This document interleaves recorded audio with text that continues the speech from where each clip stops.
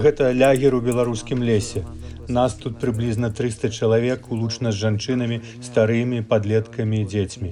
Наша становішча вельмі дрэннае.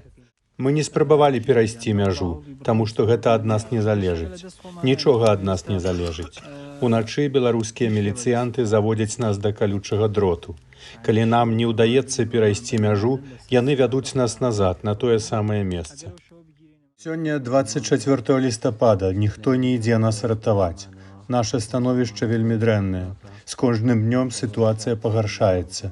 Я прашу адпаведныя бакі дапамагчы нам уратавацца.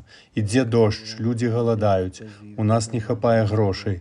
Прыйдзіце ўратаваць нас, або мы памрэм ад холаду і голаду. Консульства Беларусі і консульства Іраку, калі ласка, уратуйце нас. Калі так будзе далей, мы ўсе памрэм ад холаду. Не, застацца ў лесе было не наша рашэнне. Наша сітуацыя вельмі кепская. Уначы беларуская міліцыя вядзе нас да калючага дроту на мяжы і не дазваляе вяртацца. Мы патрабуем дэпартацыі, але яны нас не пускаюць. Мы хочам вярнуцца ў Менск, але нам не дазваляюць. Мы не можам вярнуцца ніяк. Беларуская міліцыя абыходзілася з намі дрэнна і пачала нас біць. Мы патрабуем, каб зацікаўленыя бакі дапамаглі нам уратавацца. Калі так пойдзе далей, ніхто з нас не выжыве і тыдня. Почему я должен их задерживать на границе, когда они идут в Великобританию, в Германию? Извините меня, создавать тут некий отстойник или лагеря для этих беженцев.